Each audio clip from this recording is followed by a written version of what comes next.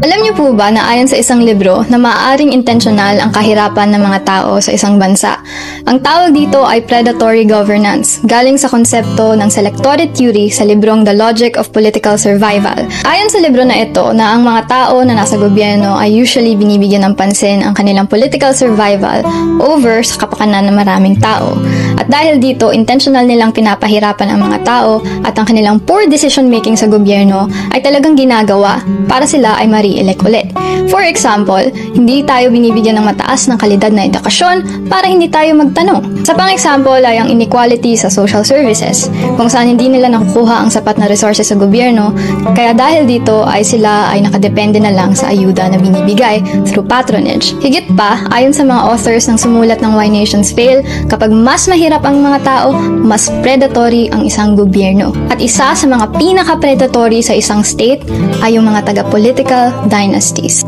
Dagdagan ko pa yan mga bay, yung kanyang isinisiwalat sa isyu na yan. Relate ko kasi yan, yung kanyang binubulgar tungkol sa predatory governance. Ganon din yan sa ibang religious sectors mga bay. Yung mga predatory religious leaders, sasadyain talaga nilang gagawin kang bobo at talatala. At kapag close-minded na yung utak mo sa pagkapanatiko mo sa pananampalataya, diyan nila pagsasamantalahin yung pagkapulpul ng pag-iisip mo para maging tanga ka.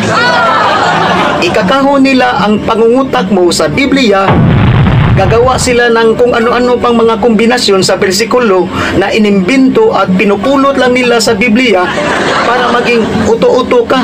At dahil sa sarado na ang pangungutak mo sa pananampalataya, yung ibang mga preachers na mukhang pera at mga manyak, it's an easy steps, as simply as ABC na lang na susulungatin nila ang realidad kasi barado na ang utak mo. Kahit na nahirapan ka na sa buhay, wala silang pakialam habang kontrolado pa nila yung pagkapanatiko mo. Both politics and religious, ganon ang konsepto sa ibang mga opisyal na oligarch. At karamihan dyan, existed yan sa mga third countries. Kung mauobserbahan mo, karamihan sa mga third countries na kung saan existed ang ibang mga predatory religious leaders, existed din ang druga, sugal, smuggling, mga rapist, lalo na tong korupsyon at kahirapan at iba pa mga illegal na aktibidad. Sinadya talaga yan para wala kang kamalayan at wala kang panahon sa pag-aaral sa katotohanan upang tuklasin mo sana kung ano ang realidad. At yung mga kamalian na nakita mo dahil sa ginawa ka ng bobo sa pananampalataya, may ibang mga preachers dyan, yung mga preachers dyan, nabubulo na ako dito mga bay, no?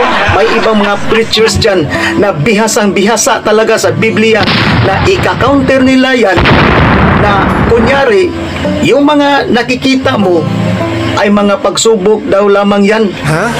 At yun na nga, mag-aakala ka talaga na yun ay kagagawan daw ni Satanas para doon ka na lang nakafocus sa mga inimbento ng Biblia na mga invisible creatures para lalo kang gagawing tanga. At ang mga finisher, yung mga finisher dyan sa kabubuhan mo para maging mahirap at pulpul ka, doon papasok ang laro ng predatory governance kasi kontrolado ng mga elitista ang estado. Dito na lang at alakin lang na itong tanan mga bay. Cheers!